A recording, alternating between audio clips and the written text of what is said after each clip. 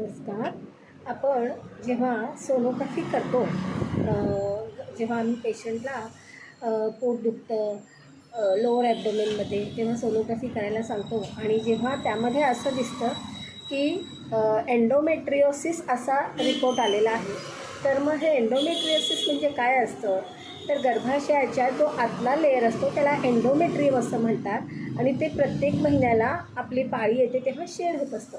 पण जेव्हा हेच एंडोमेट्रियम गर्भाशयाच्या बाहेरच्या बाजूला किंवा ओव्हरीवरती अशा ठिकाणी ते साचत जाते, तेव्हा आपल्या गर्भाशयाला सूज येते आणि हे जे इन्फ्लमेटरी हार्मोन्स असतात तर त्यामुळं तुमचा साहजिकच ओव्हरीवरती त्याचं प्रेशर येतं आणि मग तुमचे अंडे बनवण्याची जी क्षमता असते ओव्हरीची तीसुद्धा कमी होते. आणि त्यामुळं अशा वेळेला काय करायला पाहिजे? तुम्हाला जास्त वाट न बघता तुमच्या डॉक्टरांशी कन्सल्ट करा.